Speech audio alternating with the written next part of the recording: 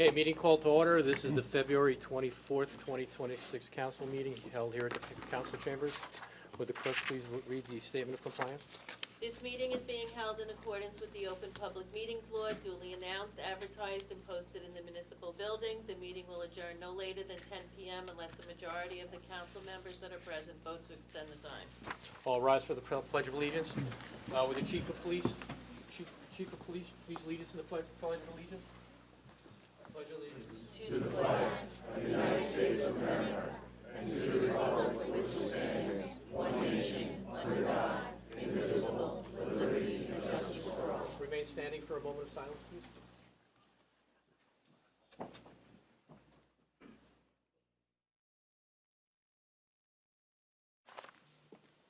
Thank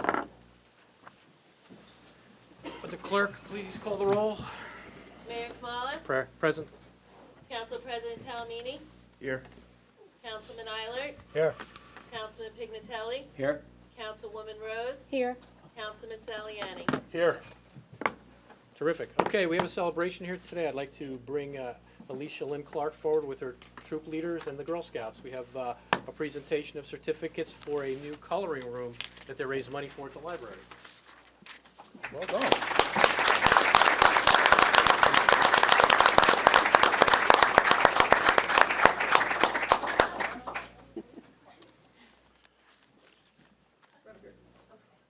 Come on, girls. It's okay. We did good things. We should be proud of it. I know he's scary, but he doesn't bite.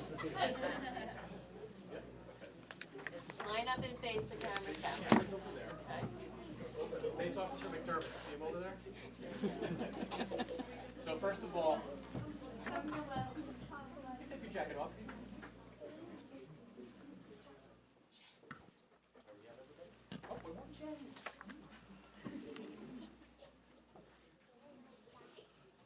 All right, we're all set. So, Ms. Clark, why don't you tell us a little bit about the program? I did have an opportunity to visit the coloring center at the library. For anybody that doesn't know, it's upstairs in the children's section. And there's a couple tables up there with chairs and some crayons and a whole bunch of coloring books and everything else like that. So tell us, walk us through how this happened, how you got involved with Peter from the library, and tell us what the girls did. Sure. I'm so proud of my troop. We're a troop of 17, and we've been together since kindergarten. We meet second Friday of the month at Heights. So these are mostly girls from Heights School. As a troop, we like doing fun things, but I know part of Girl Scouting is to give back to your community. And that sounds really abstract. It's hard to imagine that when you're a little kid. So what I wanted to do was to show them that they also can make a difference. And so what we did, we were trying to figure out what to do that would make an impact in our community that would specifically help younger kids like themselves. And so we invited Mr. Peter from the library to come. We brainstormed ideas together as a group. Mr. Peter brought his ideas back to Miss Debbie, and they chose one of our ideas, which was the coloring station.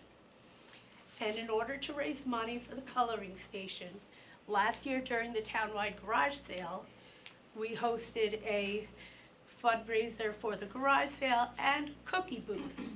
So the girls also got a chance to be sellers. And so it took a little bit of time, but Mr. Peter finally got the table ordered, and now it's in the children's section of the library, and I'm really proud that the girls were participating in it and had a little piece of, a contribution to our community. They learned a good lesson about civic pride. Yes. So what grades are all these girls in, approximately? These are third graders. Third graders. And how much money did you guys raise? 900. $900. Wow.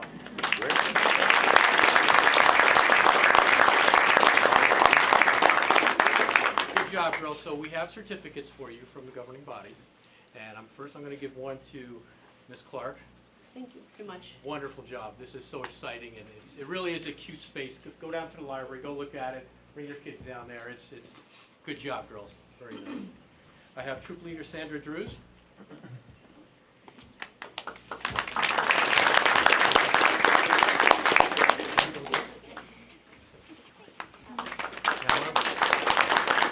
what I'm going to do is I'm going to let Ms. Clark give out the rest of the certificates, okay? Okay. There you go.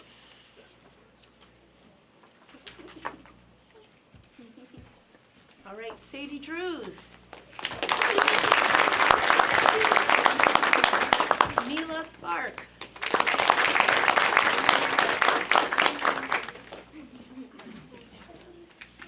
Zoe Giacomo.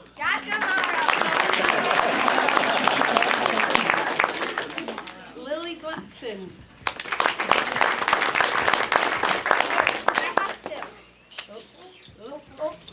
Here, I'll take it. Amelia Greenberg. Sienna Lanzaro. Rachel Laterra.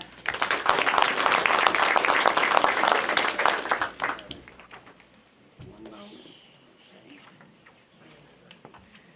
Noelle Portsmore. Allie Rowland. Chloe Spector. Sadie Schutz. Caroline Velez. And Angie. Hold on one second, Angie. Angie Beniquez. Good job. You want to take a picture together? Sure. All right. Girls, hold your certificates out. Okay. I'm covering my face. Yeah, cover your face.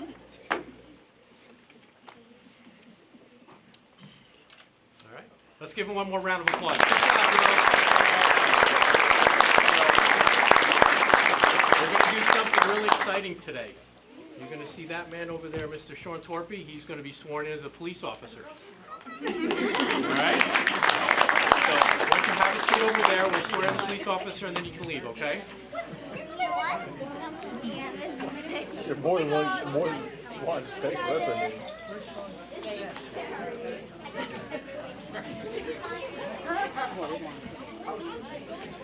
Oh, it's gonna be fun.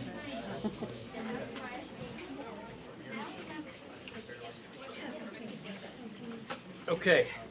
Before we swear in Mr. Torpy, we have the following resolution. It is 26-93, resolution to hire police officer Sean Torpy. Do I have a motion to? So moved. Mr. Saliani, do I have a second? Second. Roll call. Council President Talamini, Yes. Councilman Eilert, Yes. Councilman Pignatelli, Yes.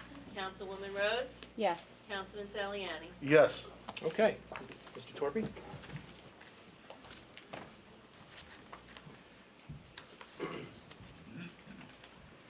I believe you wanted to bring your mother and father and girlfriend up? Is that what you wanted to do? Okay. Chief, come up. Let's go right in the center. So I'll put you on this side. You're gonna get the first ticket. Everybody all together. You guys want to divide all together? I'll do the second, or you can go next to her. Yeah, let's see if we can face that way a little bit.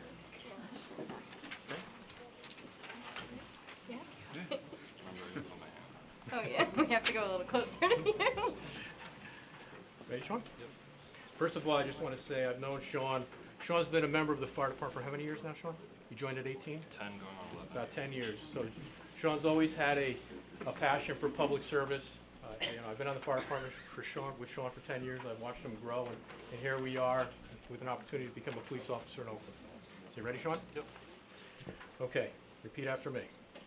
I, Sean Torpy, I, Sean Torpy, do solemnly swear do solemnly swear that I will support the Constitution that I will support the Constitution of the United States of the United States and the Constitution and the Constitution of the State of New Jersey, of the State of New Jersey, that I will bear true faith that I will bear true faith and allegiance and allegiance to the same to the same and the governments and the governments established in the United States established in the United States and in the state and in this state and in this state under the authority of the people, under the authority of the people, and that I will faithfully, and that I will faithfully, impartially, impartially, and justly and justly perform all the duties perform all the duties of police officer of police officer according to the best of my ability, according to the best of my ability, so help me God. so help me God. Congratulations.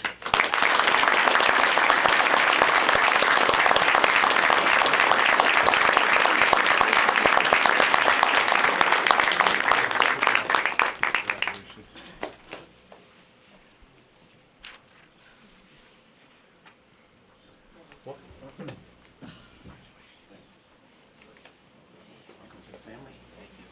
Congratulations.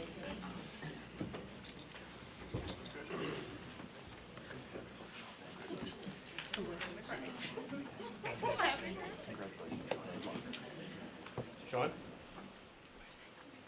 The first piece of paperwork. Nah, don't worry.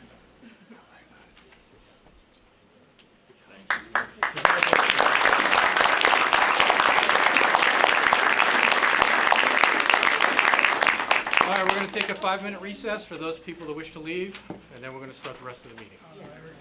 Thank you, everybody. Joe Stutzer, more than welcome to stay. Thanks, man.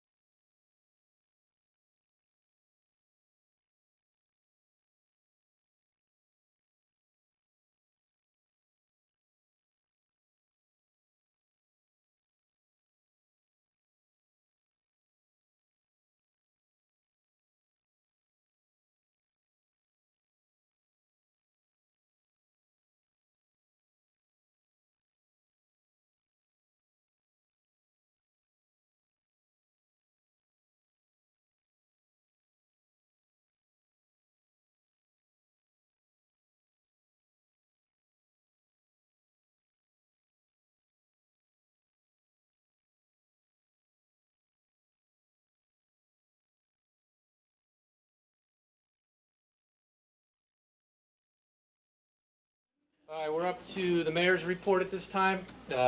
First of all, I just want to recognize the fact that Oakland received approximately 22 inches of snow in the last storm.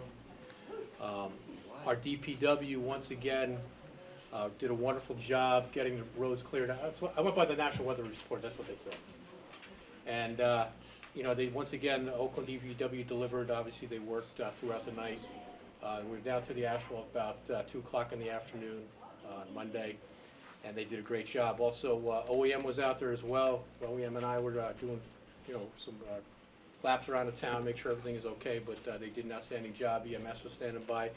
Fire department also had a plan. They had one person staying at the firehouse, so Oakland was storm ready, and thank goodness we came out the other side with no power outages or anything, so Oakland did okay.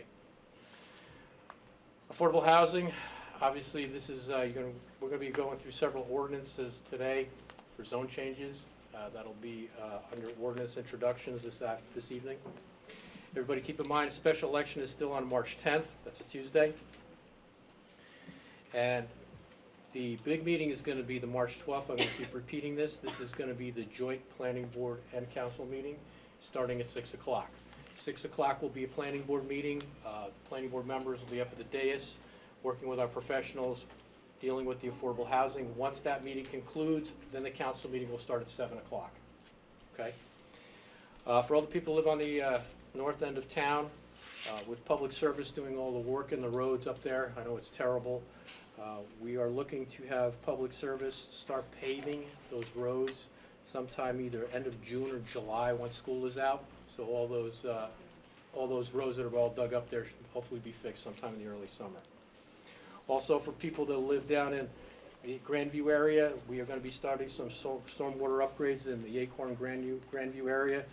We did award at the last council meeting, and they're going to start work as soon as the weather is permitting. And that's all I have at this time. Do I have a motion to open to public? So moved. All in favor? Aye. Anybody from the public wish to address the governing body?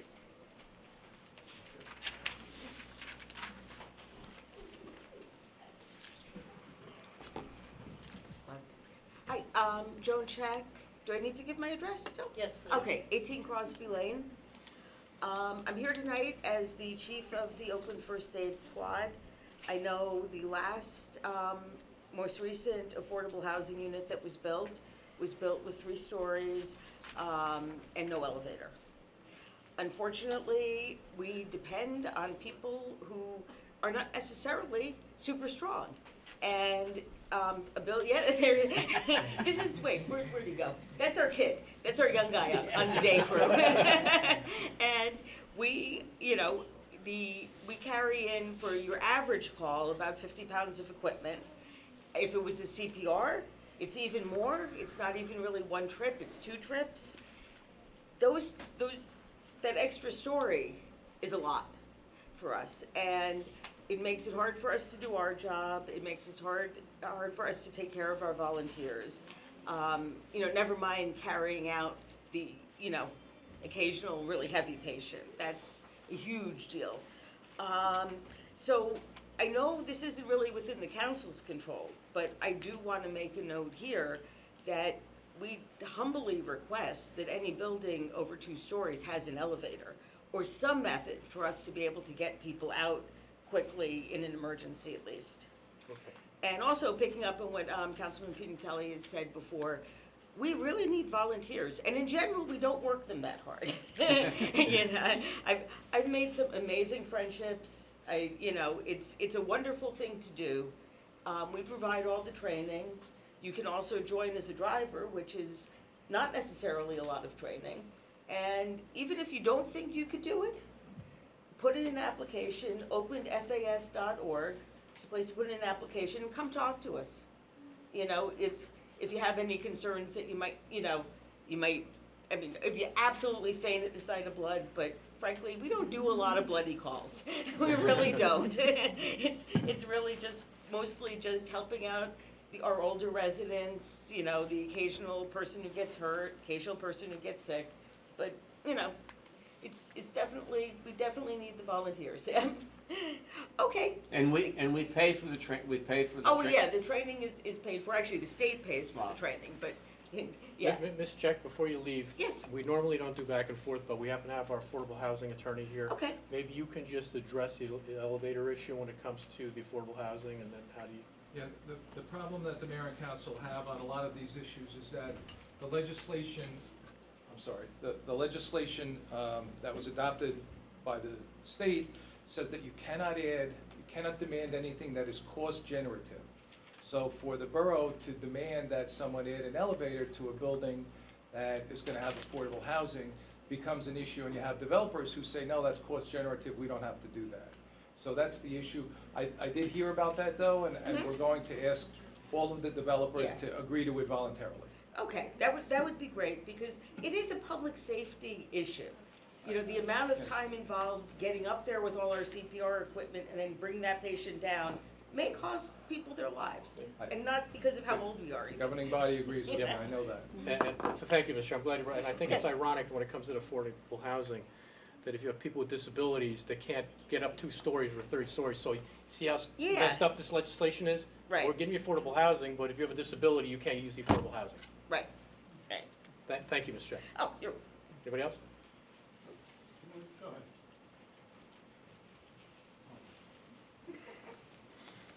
Matt Dufford, Tenley Highway. To the mayor, the entire council, OEM, police, fire, DPW, just a huge thank you. We drove through neighboring towns in the aftermath of the storm, and they were not nearly as prepared. They were not nearly as well cleared. I think the community owes a debt of gratitude to everybody who lost sleep and were away from their families that night. I know I and my family greatly appreciate it. And then first thing this morning, like clockwork, trash was picked up and kids were back in school a little bit late. So for all the planning that went into it, all the volunteers and all the first responders that were out there making it happen, just an overwhelming thank you from my family to all of yours. Thank you. Anybody else?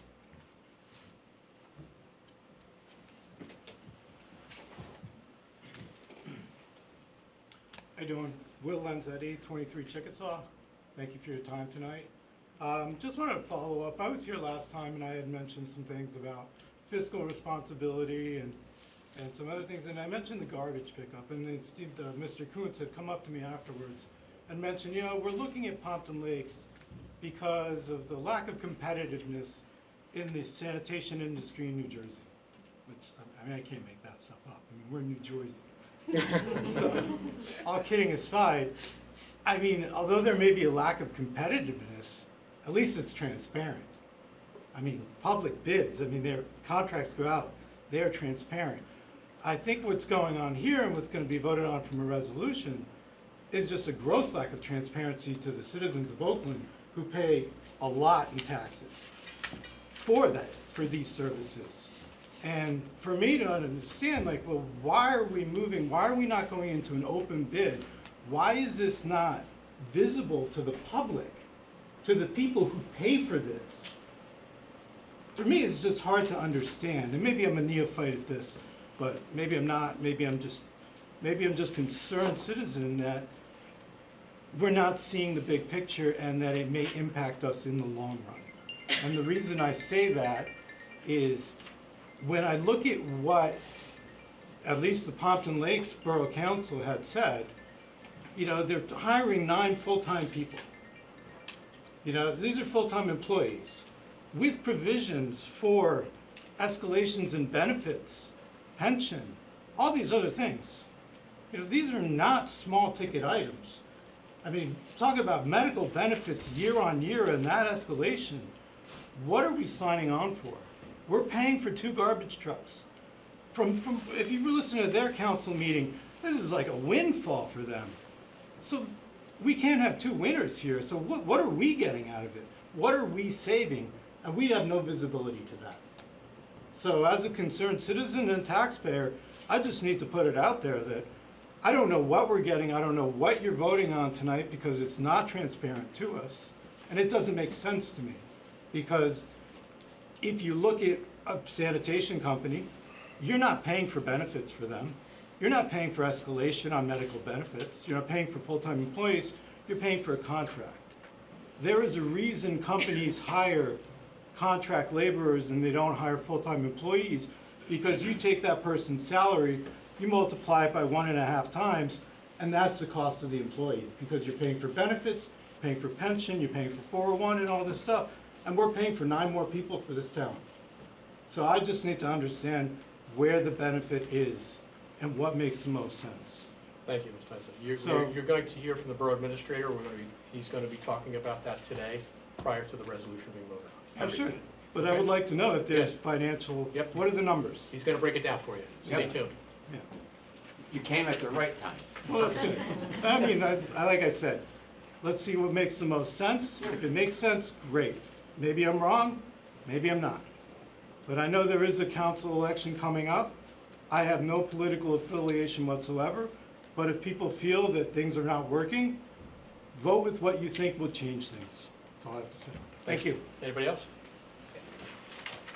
Hi, I'm Ben Hansen, 12 Fieldstone Court. I've never been in one of these meetings or seen one of them, so forgive me if this has been talked ad nauseum before.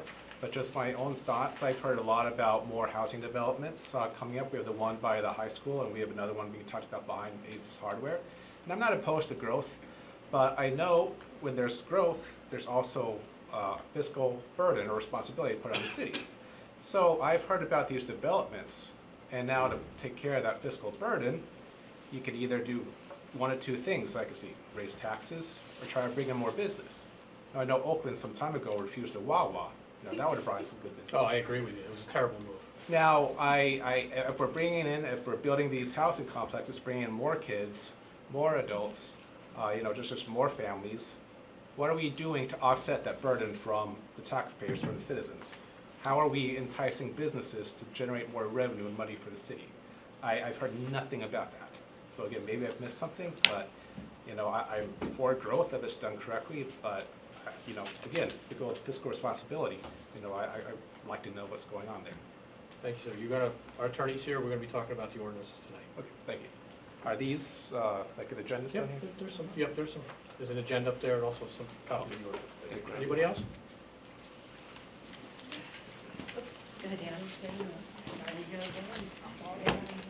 Dana Pereira, 21 Oak Street, back up here again. So I just was sitting and listening, and I actually wasn't going to speak today, but then transparency was brought up, and affordable housing, and I couldn't agree more with the whole aspect of lack of transparency from our council. We have been dealing with you for a month and a half now about this affordable housing issues. Again, without us advising our community, no one is aware any of it's going on. You guys are all gonna sit today and vote to amend some of these ordinances. We have asked, as a block on a whole, as well as the rest of the community, many times over for the information about this. We've been told that we cannot be provided the information because of litigation. Only that information that's being litigated is held. The rest of the information should have been provided to us. So now, yet again, the council is hedgehogging us and hiding information, and meanwhile, our borough as a whole is going to suffer. Okay, so what I'm going to do is, once again, it's not going to be back and forth, but I have our affordable housing attorney. This is the Roper site. Can you just address the questions concerning round 3 and housing? Yeah, that site is not changing. There's no ordinance that's amending that site at all from the 3rd round. The zoning for that site was adopted in the 3rd round. We're now going into the 4th round. There is no change to any of the zoning for that site. The bottom line is we still don't have information. Everything is still being hidden from us. The digging, as far as the soil testing, we're still waiting for answers on that. We're still waiting for And like I thought the we told lack you of last time, planning. we weren't aware of any soil sampling either. But I think it's important that what the attorney said is there's no change whatsoever from the plan from round 3. There's no change whatsoever, correct? That's correct. Including not increasing the amount of units they're putting in? Correct. Unit count remains the same. And the moving height? Yeah, none of this is tolerable. The DEP needs to be contacted yet, which we are working on and reaching out and the railroads. Okay. But just so you know, the attorney just said there's nothing here being discussed about it because nothing has changed into that application. Because you won't find an ordinance that's changing any of that zoning because it's not proposed to be changed. It was adopted under round 3 and it remains the same as it was. You understand there's still there's still a complete lack of trust because you're hiding information. Okay, anybody else? Hi guys. Marisol Kozlowski, I'm over in the college section. As somebody who is self-appointed as addicted to volunteering, I would first of all like to ask the public in general and anyone watching at home, please consider volunteering for the town of Oakland. It is what makes us great. The ambulance service is one of our key organizations that absolutely needs our volunteering and service. I myself have worked with our Oakland Green team, so if you like a styrofoam collection, you need to join that group. They need your help. There's also a couple of other wonderful organizations in town I've worked with, the Arts Committee, the Historical Society, and our PTOs and different organizations like REC as well. As somebody who volunteers quite a bit, we had a new celebration actually that we had this December, which was the holiday stroll, which preceded our tree lighting ceremony. And it was a wonderful celebration. It was the first year we run it. We're hoping to make it bigger and better next year. That's being done by the Public Events Committee. Our mayor showed up looking quite dapper. It was an awesome hat he was wearing, and Mr. Saliani was there, and he was asking every single volunteer how they were doing that night, if they were doing well. Mr. Pignatelli was there. I believe you were working with the ambulance group that night. I can't remember quite honestly, but a number of our council members were there. It was a wonderful evening. To have that evening, we closed Oak Street. When we had the Memorial Day Parade, we closed Oak Street for a few hours a day. Those residents already kind of put up with a lot from us. And although they get to walk to these events and so on, we have so much traffic on that little 2-lane road. We have Ponds Church with a playground for nursery school kids. We have access to the library, to the municipal building, to the DPW, to the BOE, to the Valley Middle School, pick up and drop off, camps, everything under the sun going in and out of there. And we've had a major tragedy already where we lost a family at that intersection of 202 and Oak Street specifically, okay? We had complaints the last meeting, racing traffic on 202. It's becoming a daily occurrence, it's getting worse. We're talking about Pompton doing our garbage. I know the minute I go into Pompton, the minute I cross that Oakland line, I slow down because they're gonna stop me for speeding. If I'm 1 mile over it, they have a reputation for that. We need to do something to discourage speeding and that kind of traffic behavior, but we can't do that overnight. To go and suggest to put housing behind the Ace Hardware, behind the Oakland Bagel, which has the best Boston cream donuts, by the way. Get them from the cops at the carnival. That's just such a populated area. It's such a densely busy area between foot traffic and car traffic. To go and put 80, 100 units of housing and a cut through now going from Oak Street to Terhune, that's now going to be a raceway back and forth to cut across around traffic for 202. I just don't see how this is smart for our town. I'm not against affordable housing. I'm not against building and increasing our town. I will tell you that the townhouses behind the high school, I wish someone would have done some sort of sound pollution. I've said it before and I'll say it again. Losing trees in this town, every time there's a football game, that band is playing in my room. Because we are on the other side of 287. The sound now has no tree barrier to stop it coming from that football field. Hits 287 and it acts like a reverb and increases the sound. And anybody in the college section will tell you, hey, we now hear the Dogwood section. Okay, that's not cool. I would love it if you guys could explain more what kind of assessments are being done. But as for that specific unit known as the Roper Oakland Site Block 802 Lot 1, where it's being proposed to put 80 to 100 units, please find another place for those. Please put them somewhere else.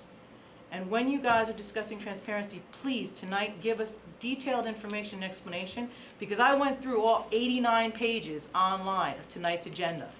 which don't break down to 89 pages tonight, so I'm scrambling to find what I was looking at online, okay? You guys are working for us. We know you're working for us. We know you're trying to protect our water. We know you're trying to protect our sewers.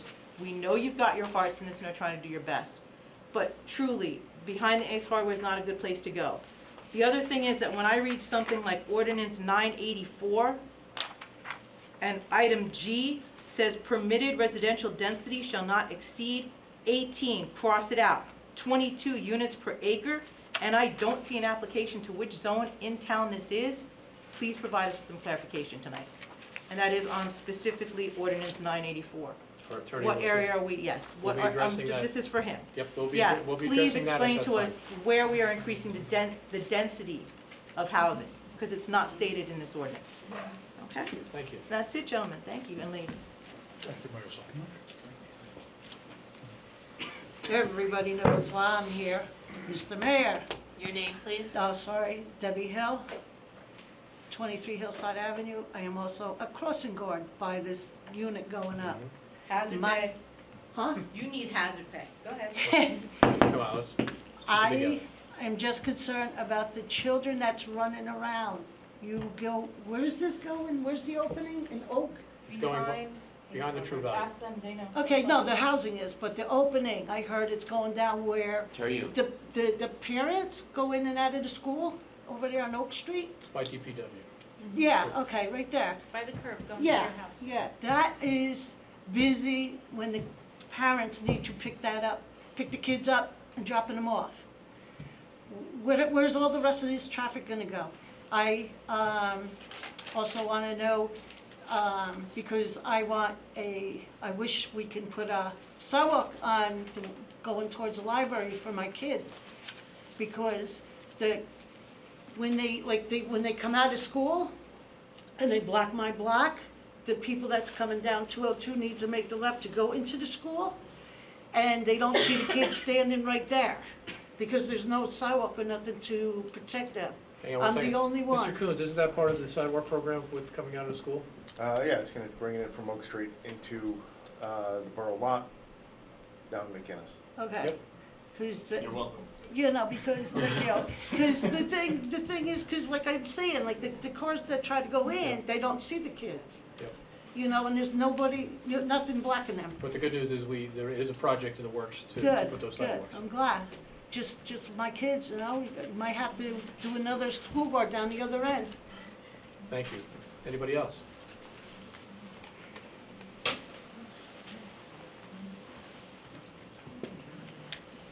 Hi, guys. Hey. My name is Rick Hughes, 32 Oak Street. Couple of concerns I have. Quick question. Roper, the owner of Ace Hardware, is Roper? He's one of the owners of this project? I don't think so. We call it the Roper side. I don't know who the owners are, to be honest. I deal with their attorneys. There's no way of knowing that? I'm sure there is. I mean, we could look up who owns, on the deed, who owns the property, It's a but question. Is one of the owners of Ace Hardware part owner in this property, or the owner? I hear he's the owner and his uncle or something like that. I don't know the answer to that as we sit here right now. Reason I'm asking, if you go behind Ace Hardware, right where Cucina Restaurant is, they have a storage facility for all their propane canisters inside of a chain link fence. It is not labeled, there is no fire extinguisher, there is no signage that there's explosive materials there. The explosive materials are on pallets. They're propane canisters stacked this high, up against the entire wall. There's people on the other side of that wall having dinner, having their daughter's graduation parties or wedding parties inside that restaurant. Mr. Coons, can we have the fire inspector go and look at that? Absolutely. You have a potential for disaster there. All right? So if this guy who owns Ace Hardware is part owner, he's setting a precedent. He's not paying attention to town ordinances. Second, in the corner of his parking lot there, he rents that space to contractors who do septic services for people and whatnot. It's clearly labeled on the fence, no dumping. I have pictures of it if you want to see it, but if you look back in there, there is dumping of materials all over the ground. There's hoses, there's tires, there's scaffolding, there's trucks parked there, there's generators parked there. Is this not a residential area? And I'm not exactly sure what the zoning for that corner of his lot is. And I understand Ace Hardware has mulch and dirt and things on pallets, which is one thing. But I'm talking during the summertime, I see barbecues out there stored that they're gonna sell as metal products. If this is how this guy rents property, and this is how the guy doesn't care about the fire prevention. I want to take a minute. We don't know if he's the owner or not. So Well, this is what I'd like to- let's one not of be my questions. disparaging about our business owners and everything else like that, but we will have, Mr. Coons, could you also have the subcode official? Yeah, check out you already the made a issues? note. I'm sorry, I I didn't mean, mean to interrupt you. that's the back I don't door. want you All right. disparaging anybody. On a good note, I'd like to really commend DPW for the job they did with the snow. You guys did fantastic, really fantastic, They do a compared to fantastic some job. other towns.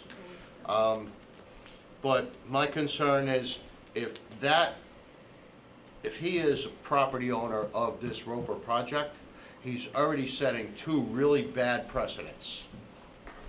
One is fire, one is rental. He's renting a space that they're dumping on, and it's right behind our backyards. All right, I just told Robert, we'll send somebody. Thank you. Anybody else?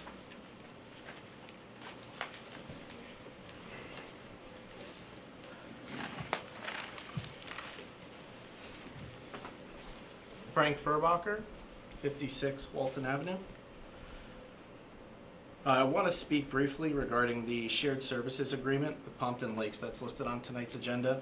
I understand that negotiations often require executive session, and I respect that certain discussions can't always happen publicly in real time. However, this is a multi-year agreement affecting every household in town, and I'm hoping that during the resolution discussion, the council can walk residents through the financial analysis and rationale behind the decision, specifically how the cost compares to our current arrangement, what assumptions were used, and what safeguards are in place over the life of the agreement. And I heard we were going to do that, so thank you. But I also want to raise something broader. There seems to be a recurring perception among residents that major decisions are reaching the agenda stage before the public fully understands how we got there. In this particular case, many residents learned more details from the Pompton Lakes meeting last week than from communication here in Oakland. That creates confusion and frankly, unnecessary concern. Most residents are working and raising families. They can't attend every meeting. So if we don't create clear, proactive avenues for information, whether through summaries, updates, brief public explanations, people feel like they're always playing catch-up. And this isn't about criticism, it's about confidence. When communication is proactive and accessible, trust increases, even when decisions are complex. So I appreciate the work that goes into these negotiations, and I hope tonight we can help residents better understand the full picture. Thank you. And just for the record, I did address that in my mayor's report last meeting. We kind of got into a little bit of that, saying that we're going to be talking about this, but Mr. Coons will be here to answer, to address all the questions. Thank you. You're welcome. Anybody else? Hi, my name is Sandra Gray. Do I state my address again? Yes, Or- please. Okay, 17 Oak Street. I just wanted to start by saying that, actually to echo what Marisol said, that, you know, my comments tonight are not about opposing affordable housing in general. They're really about whether, you know, this particular site, the one behind Ace Hardware, is really right for our, you know, right in the center of town, is really works for Oakland residents as, you know, one of the sites in the affordable housing plan. I've heard that access concerns are kind of addressed because the developer would build a new street, but a new street still has to connect somewhere, and that's where congestion concerns really begin. So as I mentioned in the last meeting, Oak Street already backs up at very predictable times due to a whole bunch of things. Shopping center traffic, library visitors, VMS traffic, all the things that people have said before, rec fields, sporting events, summer camp traffic. And there's also significant concern that we a few Oak Street residents, including, I think, Debbie, our crossing guard, who I can see out my window, has raised about unsafe turns from the paper street, people making right-hand turns and actually going the opposite way. You're only supposed to exit, but people enter there. And there's also significant concern about, lots of middle school aged kids that are, walking around a lot there. We know that this area is zoned for a four-story building over a parking garage, which to me just, it's more than a four-story building if you consider the garage. And a multi-story structure of that scale means that there's gonna be more residents, there's gonna be more drivers, more daily trips added into what's already just like a pressure cooker, a very congested system. So expecting that traffic to, exit or enter through Oak Street doesn't feel reasonable or safe. I know Terhune has also been mentioned as a possible access point, but I don't really understand how vehicles, maybe there's something I'm not understanding, but how could vehicles turn left at Terhune onto 202 without another traffic light? And if I'm envisioning that, I would, in my mind's eye, I'm thinking a long line of cars on Terhune waiting to navigate that traffic light. At the same time, you have a lot of cars. You already have, 4 or 5 traffic lights just to get across town. And at peak traffic times, it takes a while to get across town as it is. So that would be another light. And then, we all know that it's peak traffic times. It can be slower, especially if you have a train. If you have a train going by, forget it. But anyway, beyond traffic, there's also basic infrastructure questions that matter. Sewer capacity, stormwater management, municipal services. So I think it's important for Oakland taxpayers to understand which costs would be paid by the developer and which could possibly fall to taxpayers either now or over time. I know that there's, as a layperson, I'm trying to understand this whole process. I know that there's a housing element I understand maybe some of the ordinances you're talking about tonight. I'm not quite sure, but it seems like the housing element has ordinances in it that may or may not affect all the possible affordable housing sites in Oakland, of which the Roper site is one. And I just want to, it's difficult. I understand that you're under a time constraint, as the town is bound by obligations, time deadlines to the state. But my thought process is, are there things in the housing element, as far as ordinances, that might affect how hard it is later on, to raise viable concerns about all the issues that I've raised at a later planning board stage? So I'm going to stop right there. Mr. Giblin, do you want to kind of answer that question? Yeah, the housing element and fair share plan is what it's called, is actually a separate ordinance. And it sets forth things like the set-aside that you have to have for affordable housing. In Oakland, we used to have 2 different set-asides depending on whether it was rental housing or for sale housing, 15% versus 20%. Now, according to state law, it has to be 20%. So that would be in the housing element fair share plan. It has the regulations regarding the bedroom distribution, how many 1 bedrooms, 2 bedrooms, 3 bedrooms, etc. So those kind of general parameters that everybody has to abide by when you're building an inclusionary site are built into the housing element and fair share plan. So my concern would be what would those things be, and what, of those things, what might pertain to some of the issues that I've raised. So for example, would traffic studies be conducted? No. So you would just put an affordable housing complex, regardless, into a space that could have really disastrous, consequences for an already very congested area, no matter where you enter and exit. If you're talking specifically about the Roper site, again, nothing in that site is changing. That was I adopted and understand approved that, and years ago. and that was good. I'm relieved to hear that. But Okay. it doesn't answer some of the questions that we have as residents about the safety, the congestion, Well- you know, who's paying for what, all of And those things. those are all legitimate concerns, and no matter what site we're talking about, no matter what the zoning says, there will have to be a hearing before the planning board. Okay. And residents are invited and encouraged to come to the planning board and raise those issues. Okay, so that was really my question. Is there anything in the housing element that would kind of constrain a later planning board hearing Absolutely not. process? Any ordinances, anything that would make it harder later on to bring legitimate concerns to a planning board? No, a qualified no. As far as site plans go, no. You can talk about traffic, you can talk about ingress and egress, parking, things like that. Those are all legitimate concerns. The one thing that we can't do is make anything that is cost generative to the developer, because the state says we're not allowed to do that.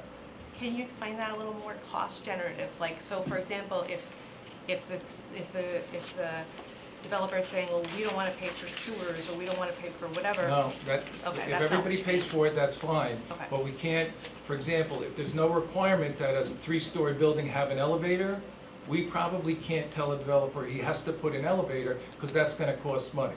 So that's cost generative. Okay. Is there anything in the housing element that you can share with us about sewers, anything like that? There's nothing in there about sewers. That's all Okay. under the ordinances that are not being amended at all. Okay. So no sewers, no traffic studies in the housing element. The only thing that's really tackled is the zoning, which has not changed. I'm sorry?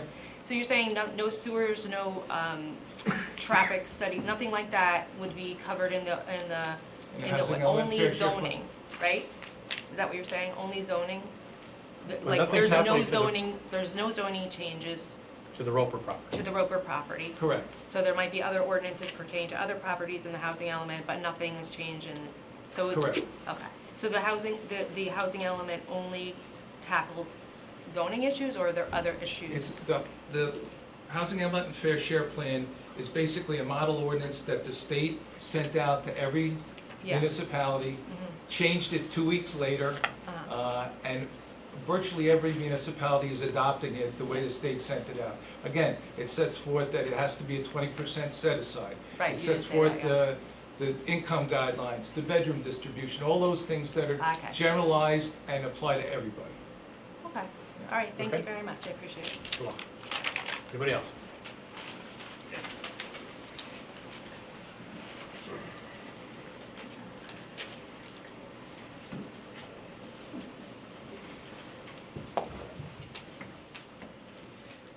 Hi, Jeff Petrowski, 34 Oak Street.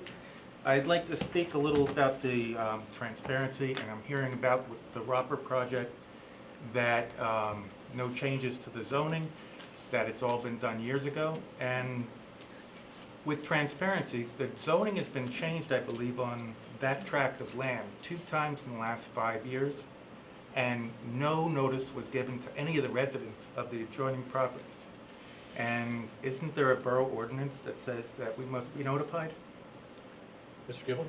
There's a state law that says that if you're changing the outline of a zone, or you're changing certain things within a zone, everybody within 200 feet has to be notified. I don't know what, I'm not familiar with the ordinance changes that you're talking about, so I don't know. The other thing is, if a municipality does it, when it's doing its master plan re-examination, they don't have to notify anybody. Okay. As far as bringing an issue with the current zoning, would that be brought up to the planning board or here at the council? I don't know. what I'd you like mean by to an challenge the zoning changes, that they were done, new zones were made that don't exist anywhere else in Oakland, that just affect that piece of property. And I'd like to find out, we were never given a chance to have any say in those zoning changes. If you want to challenge an ordinance, you do that in Superior Court. Okay. But nothing can be done on the planning board level or No. on, The planning board does not have the right to change an ordinance, no. Okay. Any word as to why those changes were done without notifying a resident? Again, I'm not familiar with it, so I can't speak to that, I'm sorry. Okay. Can you state what the changes were? What was the change? There was a change. First, they created a zoning, RA 5H, I believe, that allowed 5 stories on that piece of land. And then I believe most recently in June of 2024, it was changed to, I forget the zoning term. I believe it's SAHD or something to that effect. That's for senior housing, and that allows for 10-foot setbacks to adjoining properties, which is horrible. Thank you.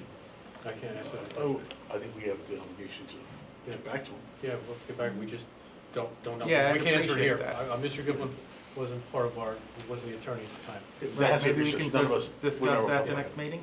What's that? Maybe we can discuss it the next meeting? Can Yeah. you Yep. find out more Yeah. about it? Yep. Okay. Can we- Thank you very much. Can we just give him an answer, or research it and reach out to him? Yeah, we can do that, but we can do that. I have Mr. Frosty's number. Okay, thank you very much. Anybody else? Not saying anybody? Do I have a motion to close? So moved. Do you have a second? Second. All in favor?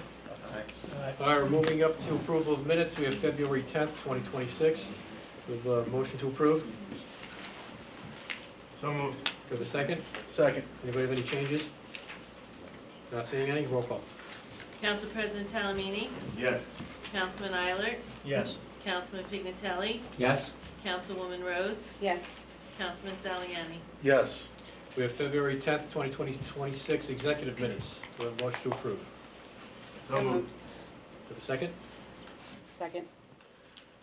Roll call. Council President Talamini, Yes. Councilman Eilert, Yes. Councilman Pignatelli, Yes? Councilwoman Rose, Yes. Councilman Saliani. Yes.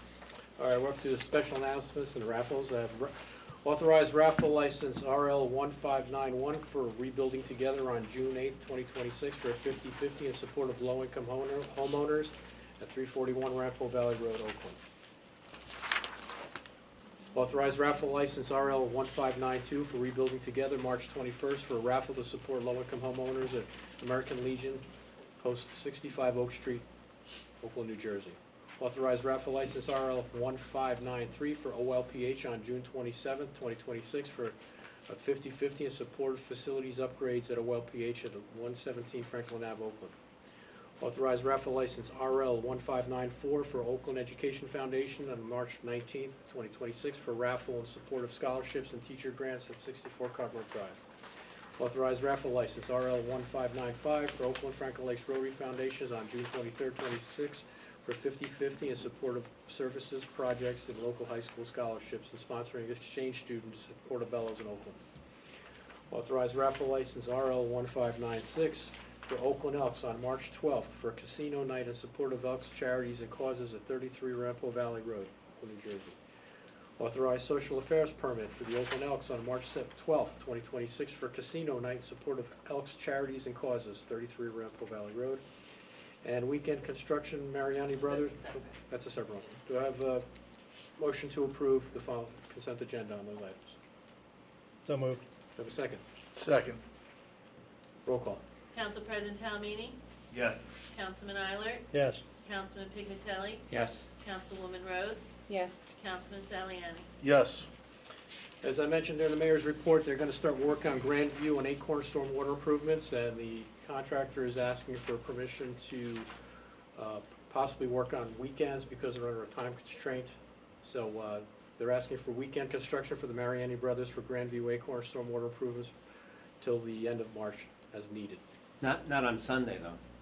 Saturdays. Saturdays. Just Saturday, after 8 o'clock? 9 o'clock. Thank you. Anybody else? Motion approved? Who's got a motion? So moved. Do you have a second? Second. Roll call. Council President Talamini, Yes. Councilman Eilert, Yes. Councilman Pignatelli, Yes. Councilwoman Rose, Yes. Councilman Saliani. No. Okay, I have two council appointments. One is for Public Events Committee. I'd like to appoint Patricia Tanis. And for the Zoning Board of Adjustments, Edward Tirados, who will be alternate 2. And this requires council consent. Do I have a motion to approve? So moved. And a second? Second. Roll call. Council President Talamini, Yes. Councilman Eilert, Yes. Councilman Pignatelli, Yes? Councilwoman Rose, Yes. Councilman Saliani. Yes.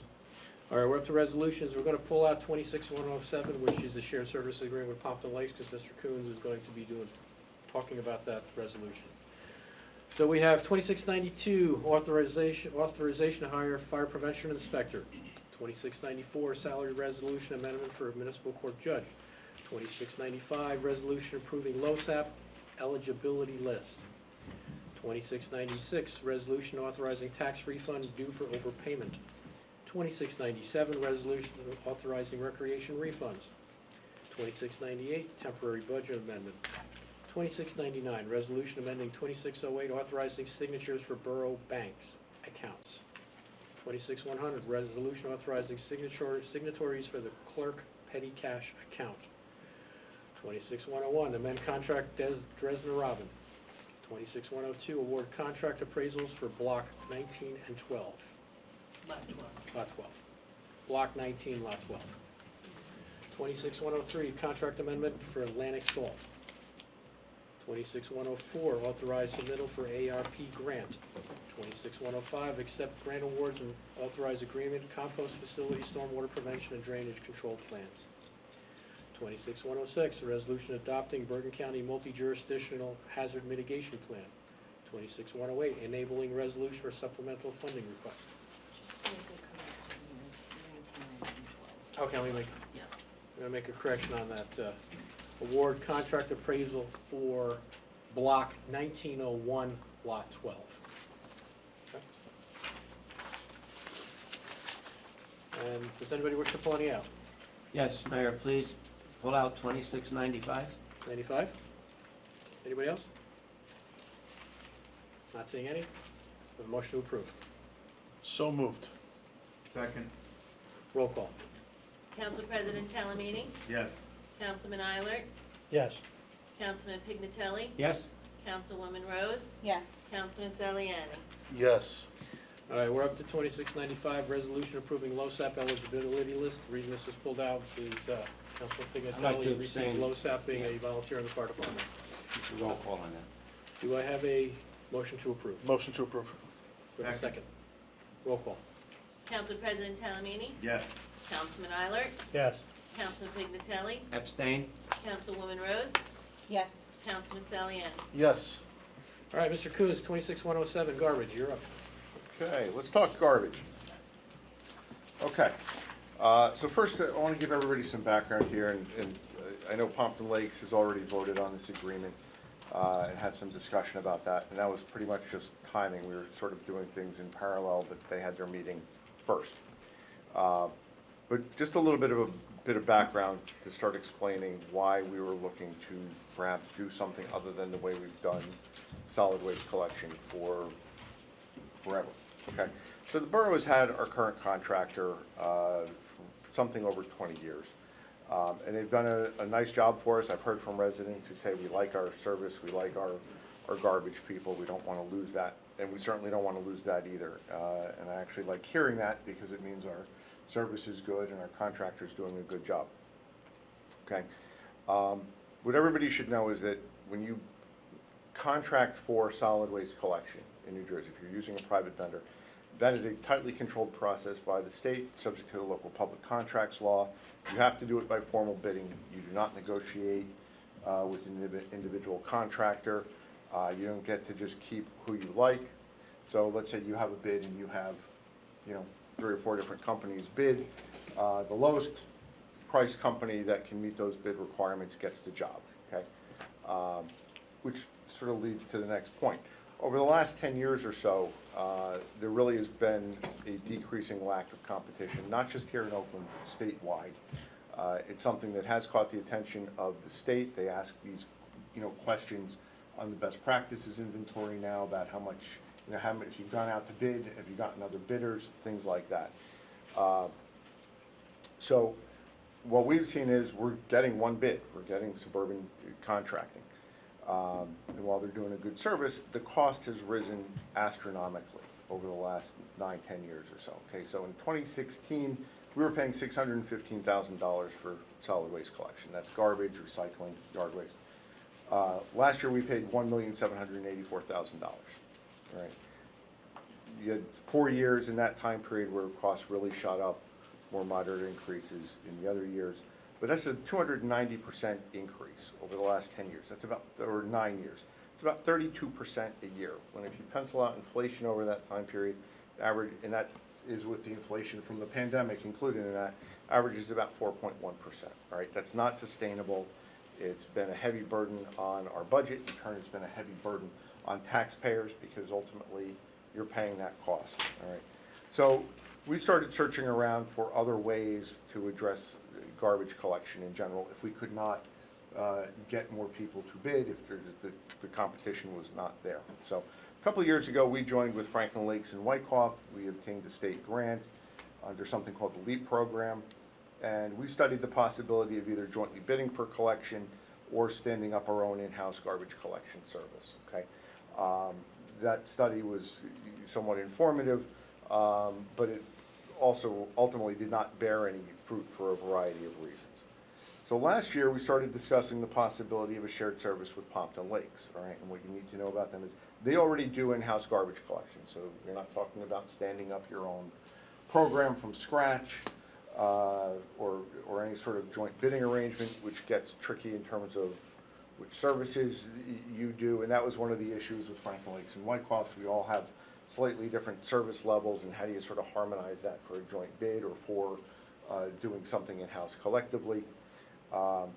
And what Pompton Lakes does, their frequency and their method of collections pretty much mirrors what we do here, with the exception of some yard waste stuff, which they're actually going to be changing as a result of this arrangement. So essentially, it's an expansion of what they're doing already. All right, they already have the infrastructure there, the management there, the team to, take care of their equipment and the like. They're just expanding what they're already doing. And when we started talking with them, we realized that, and we've gone through this pretty extensively, over the last year, to make sure that they could adequately provide services to us. All right. So, I know there's been talk to, and there was an article in the paper last year that of some sort of reporting on early discussions. I don't think anybody did anybody any favors because it misrepresented the negotiations and the level of service. So. Under the agreement, the collection frequency remains completely unchanged. You have twice a week collection now. You're going to get twice a week collection for garbage going forward. There'll still be a north collection district and a south collection district. Recycling will continue to be weekly with commingled and paper on alternating weeks like it is now. Yard waste will still be weekly from the early April to mid-December or so. Metals and white goods collection will be the same as they are now as well. Okay, so it was very important of us as we went into this to try and keep the level of service the same. I think everybody likes what we have. They wanted to keep what we have. All right, so what are the changes? Because there are a couple of minor ones. All right, yard waste will still be weekly. The days of the week are going to change to better accommodate what Pompton Lakes is able to do. All right, so instead of Monday and Tuesday, it'll go to Thursday and Friday. There are more holidays. It is a municipal workforce that is going to be providing the collection. They get more holidays than the private sector. So the number of holidays goes up from 6 to 14, so there will be some more skipped collections based on that. Significantly, and this is something we've heard about over the years, is some residents say, I wish we had our own recycling center. Why don't we have our own recycling center?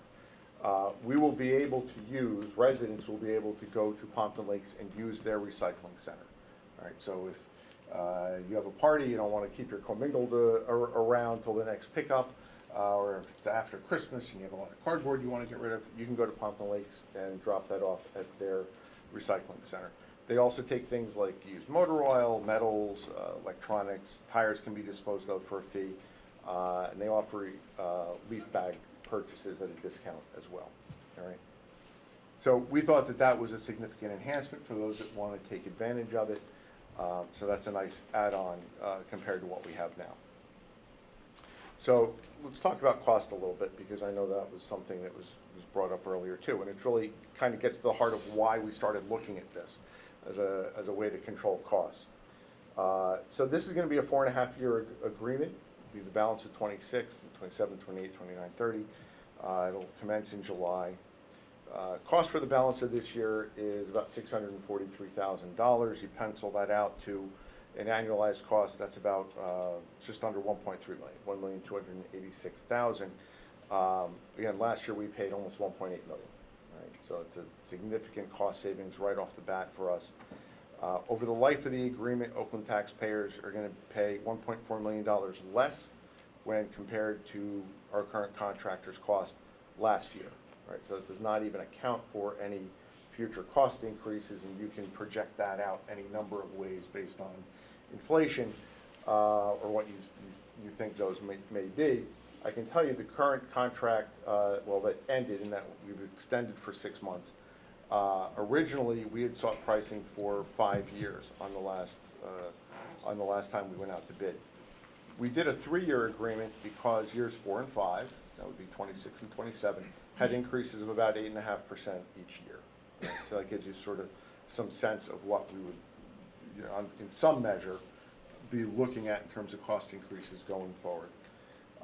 So again, $1.4 million, that averages out to about $315,000 a year on average. And in the final year of the agreement, we'll still be paying about $120,000 less than we were paying in 2025. All right, so I hope that gives everybody, some sense of, why we're doing this, and some sort of sense of ease that your service levels are going to remain the same as well. So once we execute the agreement, we'll be working with Pompton Lakes on implementation, and we'll go from there. There will be more information coming. We'll have a press release going out tomorrow as well, and so look for stuff on our website and Facebook. And if anybody has any questions, contact my office. We'll be happy to talk to you about it. And that's what I have. Anybody from the council have any questions for Mr. Coons? So now, what kind of out clause is there in the agreement if there is an issue? So there's termination clauses for both parties. We can certainly terminate if they're not able to provide the service. Pretty much the scope of services was lifted right from our bid spec. And so, maintaining the level of service that we've had is very important. It's something we're going to be monitoring closely. And if we find that they're not able to provide the service, we can terminate the agreement and go out to bid like we normally would, or seek some other solution. Likewise, I think it's after a year, if they find that they're not able to provide the service, there's an out clause in there for them as well. Anybody else? Ms. Cruz, I have a question for you. Are we in a very unique opportunity with Pompton Lakes picking up garbage compared to other surrounding towns to enter into an agreement like this? Yeah, it's fortunate in a way that we have a town adjacent to us that does this and had the interest to expand their service. This is not common at all. And I can tell you, having been in this profession a long time now, these opportunities to effectuate these sort of cost savings while maintaining levels of services come along once in a blue moon.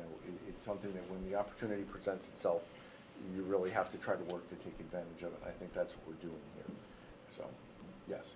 So also, in the interest of getting the information out to the residents, from what I understand, we'll be doing a joint press release. We'll be doing information on our website, and I had asked for, and the rest of the council agreed, for a mailing. We'll be doing a mailing too. To every household. So it's not going to be a backroom deal. You're going to know exactly what we know. It's going to be a lot of information. And as Mr. Kuhn said, if you have an individual question, make an appointment to go see Richard at his office during the day, and he'll answer your question. If you're voting on it tonight, it is a backroom deal. We're not voting on it tonight. Well, I mean, we're introducing it tonight. No, We're voting on it. So it is a backroom deal. Of course it is. Hang on. Let's stop. Can I, Mr. Talmadge. So, a backroom deal, we've discussed, we've discussed going into business with another garbage company. That's what it's not another town, we're hiring them as a vendor. When you are negotiating, you can't discuss, first of all, it doesn't make sense to discuss it in public because you don't want to share with them what you would give, what you won't give. I don't even know that it's legal for us to share so much of that information, but here we are. I mean, I don't, what more would you want us to do? I mean, honestly, we're presenting this. It's a great deal.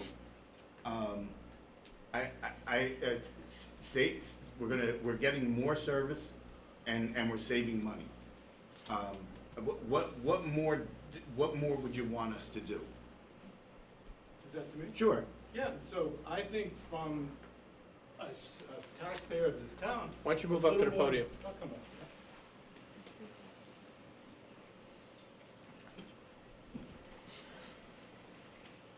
So I think just a little more transparency into what the deal was and how it comes together, because you're saying it's a vendor, but it's not a vendor. It's another town who needs to build an infrastructure to support essentially double theirs with 2 trucks, adding 9 people. So when we go in that, and they also look at it, that's only transportation. Disposal costs are fixed. So they still need to bring it to a transfer station and get rid of it, regardless of who takes it away. So at the end of the day, just a little more openness and like, hey, we're looking to do this because some of the numbers that go around, they're glorious, they're wonderful, but are they realistic? And that's the bottom line, because when you look at adding full-time employees versus a contract, that adds up considerably, knowing that you're paying for their pensions, you're paying for their... We're not. We're not You paying are. for pensions. We're not paying for their pensions. According to Pompton Lakes, you're paying Listen. incremental every year for health Maybe I health can address pension. Mr. Coons, hang on. Okay. Mr. Coons, why don't you answer that? Okay, so part of what our cost will cover, and our cost is fixed, okay? Well, Projecting, sorry, not according to what Pompton Lakes said. our cost is fixed. That's not what they Okay. said Hang on, on it's not a their- back and They- forth, hang on. Right, Yeah. so there are projections in there, they know what their labor costs are because they have agreements in place, all right? You can, from there, calculate out what the pension liability and project that out based on a percentage, right? You're taking certain assumptions on health benefits, right? And all of that gets penciled out the way any business, let's say, would pencil out, hey, where do I think my costs need to be in 3 years in order to make a profit, right? Same process. And then we came around a number that worked for them, worked for us, and was able to save us a lot of money. No, I get it, but from what they had said in their council meeting was that they had incremental costs baked in and that they could add them onto it. There So are. it's not a fixed cost, it's variable. It is a fixed cost. If you look at the agreement, there is a cost per year. That cost changes each year, So then right? it's There variable. is an increase year to year, okay? But that is a fixed cost per year. But if it changes, already it's in the variable over the We length already of know what contract. it is. The numbers We already are know numbers. the change. The numbers in the We already know agreement. what the change is. Yeah.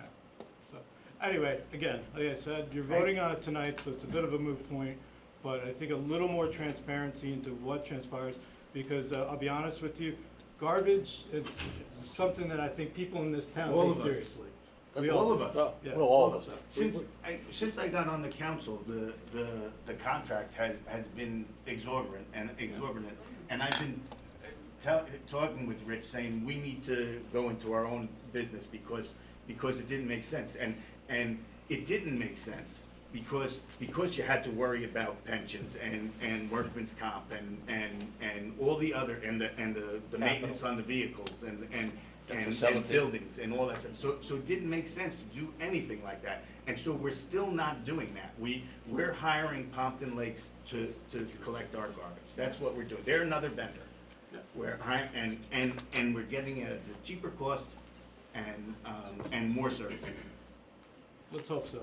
Yes, let's hope Let's so. hope I mean, other than. That's what I'm saying is they're brand new, they're doubling their size. So would you They haven't done rather, it before. but would you rather us go out to bid and have to pay another exorbitant increase with only one bidder and just sit on our hands and say, okay, we love our garbage man, but all right, we'll pay for the garbage. I mean, so you have to do something, is what I'm saying. You know, it's easy to come up and say, we're not telling you anything. We're not trying to hide anything. I don't understand what you think we're trying to hide. What do we gain from hiding the fact that we other than we want better service at a cheaper price? I don't know what we're hiding. I don't know how much more we could give you. I really don't. I don't want to be combative, but it just, we're trying to do something good here, and yes, it could fail. It could be the worst mistake we ever made. Yes, I doubt it, but it could be. But we have to try something. No, I get it, and then no one's discrediting that, and Right. myself included. Right. But what I'm saying is that there just seems to be, and I think it's echoed by quite a number of people in this audience and even in this town, a general lack of transparency, that things are done and without people knowing. And again, contract negotiations are closed, understood, you can't divulge that, but the fact that things just seem to just pop up and then say, hey, we're voting on it. That's what. Okay, That's enough. I don't feel that. We talked about, we were transparent last year when we got out of the deal, it didn't work out, the numbers didn't work out. It was brought up again, so Mr. Cruz brought it up several months ago. Nobody's been hiding anything as far as everything going on with Pompton Lakes. You made a statement last week that you said, last meeting, you said, we're paying extra because of this extension. We're not paying any extra with the extension. So we saved money We're by saving getting money. the extension. Yeah. We actually saved money because if we would have gone into an agreement with the caller, we would have been paying more. So we're paying what we paid for the last contract, the same rate. So we actually saved money by getting an extension. So I mean, we're trying hard. I don't know what lack of transparency. I really, we do what we can. I want to add one thing, Will, just so you know. Mr. Coon's got a lot of pressure from people on this dais about making sure that we get into this, because, to Russ said, risk isn't the word, but it's a new way of doing business. Now, we do outsource agreements with other towns as well. Our street sweeping is outsourced. Our CFO is outsourced. We actually serve another town, he helps another town as a CFO. We do these type of arrangements with it all the time. This is the biggest, this is probably the biggest arrangement we've done so far. We've had success doing this, but Mr. Coons did a great job of input and stress that this council put on him of making sure that we are protecting this deal. So I'm very confident that we can move forward. Good, let's hope so. And we're also working to lobby our respective senators in our district and Pompton Lakes district, seeing if they can put some state money into this thing to offset the costs even more, because we're doing a shared service across county lines. Yeah. There's got to be value to that. So we're doing everything we can to be fiscally responsible and also get more money put into this program as a model. So we're trying really hard. Can I ask Mr. Coons one question? Mr. Coons, I know in the past we've only had one bidder, and that we have to accept the lowest responsible bidder. Let's say our contract was 1.8 million. If they came in and said it would be 2.8 million and they were the only bidder, we'd have to accept it? Theoretically, you can make an argument that you could reject, but, You would just go out to when bid you don't again? have and- another bidder, And if nobody what's the sense bid? of doing it? Right. You're stuck. That's it, no, understood, and to Mr. Saliani's point, this is the largest contract you've done. That's the reason for concern, that's the reason why we feel, I think as citizens, there should have been some more transparency. So, thank you. Thank you, Ms. Leslie. But thank you for the challenge, we appreciate that too. Any other further discussion? And let me just say, I'm sorry if I came across a little rough, but I just. We're passionate. Thank you. Any further discussion? We live in Jersey, we're good. It's garbage. I'm a town. All right, no further discussion, not seeing any. Do we have a motion to approve? So moved. Do we have a second? Second. Roll call. Council President Talamini, Yes. Councilman Eilert, Yes. Councilman Pignatelli, Yes. Councilwoman Rose, Yes. Councilman Saliani. Yes. Terrific. Thank you, everybody. All right, we're up to ordinance. We have final adoption of 26 Code 982, amend 2025 salary ordinance. Have a motion to open the public. So moved. So moved. And a I'll second. Second. Anybody wish to address 26 Code 982? We talked about it last meeting. Not seeing anybody, have a motion to close. So moved. Have a second? Second. All in favor? Aye.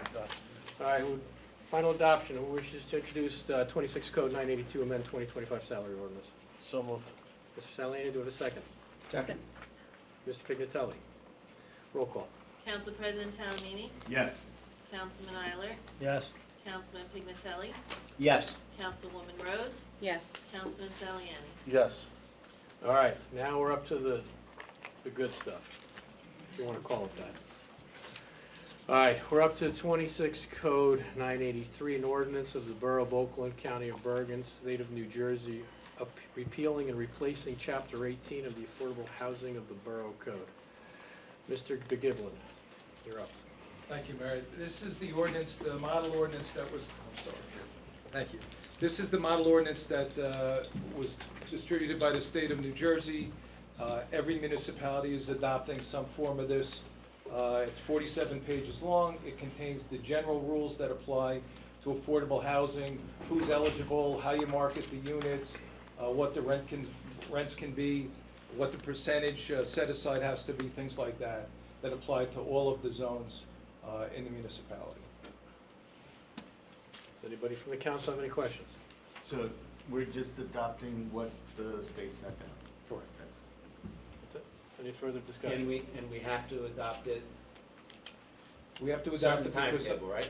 yeah, everything has to be adopted by March 15th, which is a Sunday, ironically, so actually it's March 16th. But yes, the state set forth a deadline for every municipality to adopt these regulations.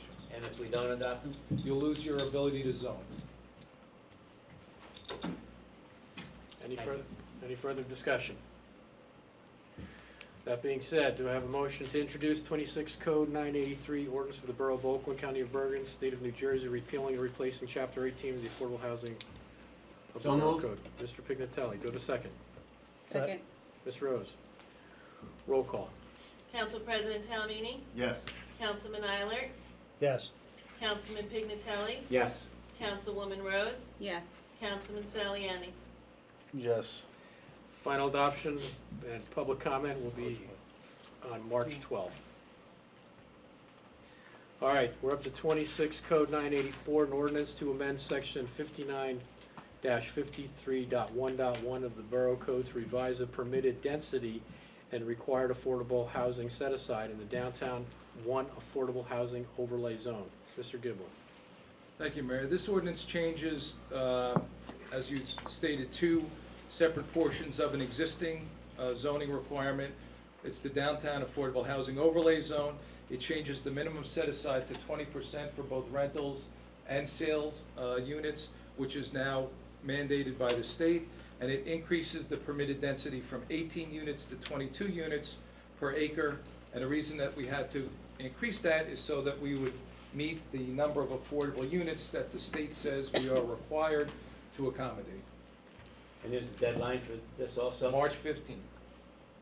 And this is a model from the state?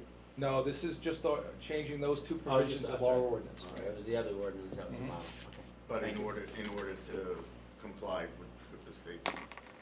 We have to adopt this by March 15th, otherwise we are in danger of losing our immunity to builders' remedy lawsuits. Could you just expand a little bit more on what exactly immunity means and what happens if we were to lose it? Certainly, Mayor.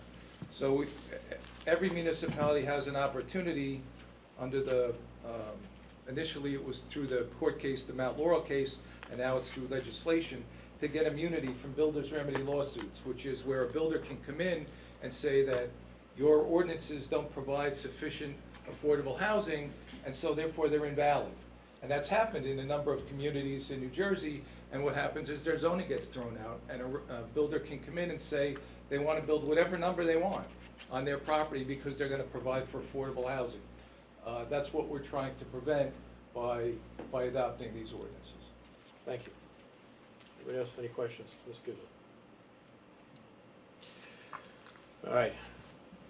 26 Code 984, an ordinance to amend Section 59-53 1.1 of the Borough Code to revise the permitted density and required affordable housing set aside in the downtown and affordable housing overlay. So moved. Mr. Pignatelli, do you have a second? Second. Is that Mr. Eilers? Yep, Mr. Eiler. Roll call. Council President Talamini? Yes. Councilman Eilert? Yes. Councilman Pignatelli? Yes. Councilwoman Rose? Yes. Councilman Saliani? Yes. Final adoption, final hearing will be on March 12th, including public comment. All right, we're up to 26 Code 985, an ordinance to amend Section 59-53.1.1 of the Borough Code to revise the permitted density and required affordable housing set aside in the downtown 2 affordable housing overlay. Mr. Giblin. Thank you, Mayor. The only thing this is for the downtown 2 affordable housing overlay zone, and the only thing this ordinance changes is the set aside. Again, it raises it from 15%, in some cases, to 20% across the board. So say 20% is the state's recommendation? It's the state's mandate. 20%? You cannot vary from 20%, has to be 20%. So this is the same as the previous ordinance, just addressing downtown area 2. Just a different zone, correct, Mayor. Anybody have any questions? Could it be better than 20, if you want, or 20 is the number? Some towns have gone higher, they've gone to 25%. They've been subject to challenge by developers who say it's economically not feasible to set aside 25% as opposed to 20. And if I may too, the specific language in the ordinance says the minimum affordable housing set aside shall be 20%. So it's a floor. The floor. Good. Thank you. Any further questions? Not seeing any? Do I have a motion to approve 26 Code 985? So moved. Second. Roll call. Council President Talamini? Yes. Councilman Eilert? Yes. Councilman Pignatelli? Yes. Councilwoman Rose? Yes. Councilman Saliani? Yes. Final adoption and public hearing will be March 12th council meeting. That's the same meeting where the planning board will be meeting at 6 o'clock. We'll be meeting at 7 right after.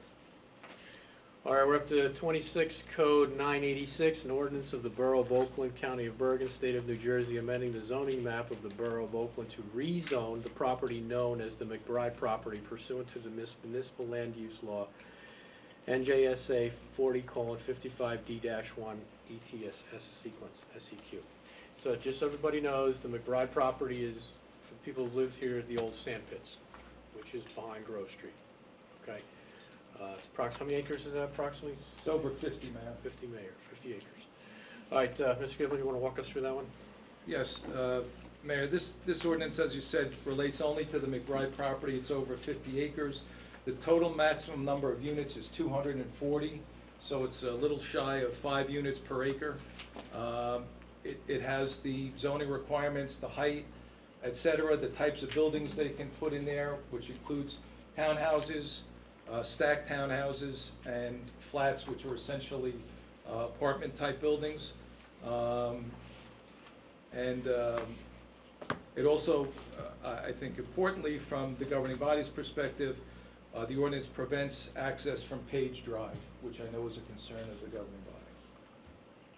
Just so that people know, they wanted to have access through the industrial park and also on Page Drive all the way down at the end. And if anybody who lives in that neighborhood, myself included, that would not be optimum.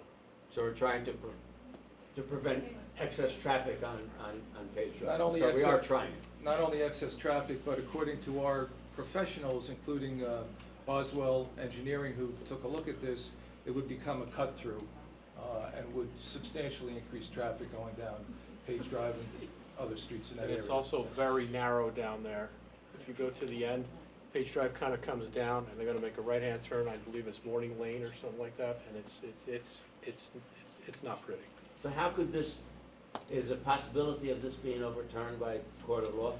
Any part of these ordinances could be overturned by a court if they are challenged by the developer or owner of the property. Yes. So if the developer challenged that he wants Page Drive to be open to accessibility, and the court agrees with him, then they would open it, even if we say no?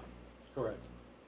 This would affect the residents on Grove Street, because they'd come right through down Grove Street and get right downtown, and it would force the industrial park traffic to come down and cut right through instead of coming down Long Hill. This is kind of where we are. Any other questions from the governing body? All right, 26 Code 986. Wish to introduce, Mr. Mc... So moved. Pignatelli, who else? Second? Second. Ms. Rose? Roll call. Council President Talmini, Yes. Councilman Eilert, Yes. Councilman Pignatelli, Yes. Councilwoman Rose, Yes. Councilman Saliani. Yes. Okay. Last one, 26 Code 987, ordinance of the Borough of Oakland, County of Bergen, State of New Jersey, amending the zoning map of the Borough of Oakland to rezone the property known as Leone property pursuant to the Municipal Land Use Code, NJSA 40:55D-1. Just so everybody knows where this property is, this is the property up behind the high school by Lennar, okay? There is a horse farm that's currently back there. It's been there for the last, I don't know, 40, 50 years. It's directly adjacent to the Lennar property, which is behind the high school. So they want to rezone this, so once again, they can put housing in. So it's directly behind the tennis courts if you go to Indian Hills. Okay? Mr. Giblin. Thank you, Mayor. Yeah, as you described, Mayor, it is right next to another development that was approved because of affordable housing. The zoning is essentially the same as what's permitted in that Lennar property. The minimum size of a lot is 10 acres, and it's 85 units, so it's about 8.5 units per acre. So the density is not as great as we've seen in a lot of other communities. Does anyone from the governing body have any questions? Not seeing any. Do I have a motion to approve 26 Code 987? Introduce. So moved. Ms. Rose? Second? Second. Mr. Pignatelli. Roll call. Council President Talmini, Yes. Councilman Eilert, Yes. Councilman Pignatelli, Yes. Councilwoman Rose, Yes. Councilman Saliani. Yes. So what I did is I put together, there's a handout in the front of the table over here. This has the legislators from the state of New Jersey that created this pile of dung that we're dealing with, okay? It is Senate bill, it was first introduced as Assembly Bill 4, okay? This was, the person that, the legislator that sponsored this bill was a Troy Singleton. He's from Morristown, New Jersey. Senator Nicholas Skirty. He's from Clark. Senator Teresa Ruiz from Newark. Senator Ben J. Wimberly, Patterson. Senator James Beach. Voorhees. Senator Renee Burgess. Irvington. Senator Brittany Timberlake. East Orange. So all these people created this bill that they're shoving down our throat, okay? From the Assembly side, you have Assembly William Moen, Assembly Sterling Stanley, Assembly Annette Quiano, Assembly William Shanique Spequit, and also, which was an interesting one to me, was our Congresswoman, Nellie Poe, was a senator at the time that also approved this, and now she's our Congresswoman. I want everybody to know that every single one of these people in this document is a Democrat, okay? And not a single Republican supported this bill whatsoever. So if you want to contact your legislators, all their phone numbers are up here, how to contact them, and this is just despicable for what we have to put up with and swallow making this thing happen. Nobody likes us up here. All right, we're up to work session. Mr. Coons, engineering proposal 2026 road program. Yeah, so we're trying to move ahead with the road program for 2026. We've shortlisted roads for consideration depending on how much funding we wind up putting into the program as we go through the budget process. And for that, there's a need to engage our engineer to start working on the required engineering work, design work, plans, and specs, and the like. So they've provided a proposal for that. If everybody's okay with that, we'll move that forward to a resolution at the next meeting so we can get going on that. We talked today about a time frame for that will hopefully enable us, like like with the PSC&G work, to do it over the summer. That's what we're shooting for when school's not in session. Anybody have any questions of Ms. Coons? Thank you, Mr. Coons. You're going to prepare for that for next meeting then? Yep. Okay. All right, we're up to something a little light, more, not so serious. We're going to select the America 250 logo. We had a children's contest throughout the schools, and the kids put these, how many did we get, Rich? Yeah, so this is being done for America 250 or Rev 250 celebrations this year. We put out a call for logos to select one as the main logo for the program. And we got a great response. We had 70 or 80, right? 70 something or 70 submissions. Yeah, so it was a little bit of work trying to go through this, and the main committee kind of shortlisted 10 or something that we took to the wider committee, and then these were the three finalists for you to pick from. Yeah. There's number 1.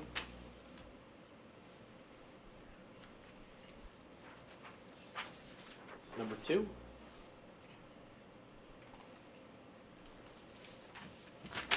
And number 3. Do we need a ballot for this? Do we have any discussion on the council? Mr. Palmini, what do you prefer? Just before we go, where will we displaying this? Like, what's the plan? This will be on, we have letterhead, any official flyers, things like that. This will be the main logo. I do want to point out, there were a lot of great entries here, and a wide variety, because you had 5-year-olds as well as, 17-year-olds in high school doing it. These were hand-drawn. We had others that were computer, aided or generated images as well. So I think what the committee is going to do is we'll select others for certain program elements, like we're going to do a passport, and we'll have different stickers for the passport. They'll use different logo designs. The library is going to have a display of all of the artwork as well for the community to see. So, but this is going to be the main one, sort of as a theme. No, this is really great. I love any kind of artistic stuff like this. My daughter is very artistic, so it's kind of cool to see stuff like this. Yeah. But I like number 3 with the flag and the eagle on there. It's pretty cool looking. Councilman Pignatelli. I have to agree. I like the eagle on it. I like the American flag. I do like number 3. This is number 3. Number 2 Councilman. is closer. I'm gonna go with a different route. I like number 2. I think it's clean, crisp. It looks great. It will look great on letterhead when we put it out, especially in the upper corner at the bottom. That'd be number 2. Councilwoman. Well, I actually like number 1. I gotta be different. Councilman. Pressure on you now. If you're making a tie, the mayor's to choose. just so you know. I think number 1 kind of encapsulates Oakland, and I like number 1. Oh, we have a tie. Got a tie. I like number 1. It really does encapsulate Oakland. It has the library, Oakland 250. It's got the mountains and the river and everything else like that. So whoever came up with this, good job. Everyone, great job. Number 1. Do we have a name? Do we know who? Do we know who it is now? Well, No, what we did, we deliberately do not have names on these. So We can announce the next meeting. Okay. It's on the original Can we see submission if back we in the can office. invite them to the meeting, maybe? Yeah, but to the Yeah. meeting, you can move. Yeah, we'll figure something out. All right, new business. Anybody have any new business? Not seeing any. Old business. Oh, last meeting we discussed about the zoning over by Spruce Street? Bless you. Bless you. With the recreation facilities over like Fur Court in that area. Did anyone ever get a chance to talk to the zoning board? I thought that got approved, no? Did that get approved, Mr. Coons? I don't recall. But I know we wanted to talk about the zoning, possible Yeah. zoning change. I think we need to engage the planner on that, once we wrap up this affordable housing stuff. Yeah. That's been keeping her up at nights. And I think we can turn our attention to looking at that. Just old business, just, you guys, with the snow, it's terrible. Just please make sure you shovel your sidewalks and get if you're near a fire hydrant, shovel the fire hydrant out, make sure, you know, might be your house that you need to save, so, make sure that the fire hydrant is, shoveled out. Thank you. Anybody else? Okay. Committee liaison reports, let's start down at the left. Mr. Eiler. Thank you, Mayor. The Environmental Commission met last week. They announced the town cleanup is gonna be April 25th. They're gonna meet the Danny D building at 9 a.m. And then I guess depending on how many people they get, they'll divide and conquer. And they're also working on getting a pollinator package together with one of the local nurseries that the community can stop and buy, and they have a package already sent up for them to pick up. And then on the arts, they have they're celebrating poetry and arts with their verse and visual. It's April 2nd from 5 to 7 at the Oakland Public Library. You can do your submissions through oakland-nj.org/arts-committee. You can submit by March 1st to get your poetry and your arts in. And it's gonna run from April 2nd to May 17th. That's the Oakland Library. And that's all I have. Thank you, sir. Councilwoman. I have nothing to report. Councilman Saliani. All right, a couple of quick reports here. We'll start with recreation. Believe it or not, we're still taking registrations for baseball and softball. They're open to the end of the month, so please make sure you get your registration and sign up by 2/28. Also, for recreation, there's a girls' flag football clinic for middle school girls. It's a fast-growing sport. You're seeing it adopted everywhere. The NJSA in high school adopted the sport. It's you're seeing girls leave other sports to play it. So please, anyone who's interested in girls' flag football, there's a great clinic. You can register until 3/20 at the Oakland website, at the town website, and it's going to be an official varsity sport next year at Indian Hills. So great job, and it's growing, and Indian Hills is actually very good at it too. They have a very good program. It's growing, so please support that if you're interested. Councilman Talamini stole both the fire chief and the police chief texted me during this meeting to make sure we remind people to shovel around the fire hydrants and shovel their walks.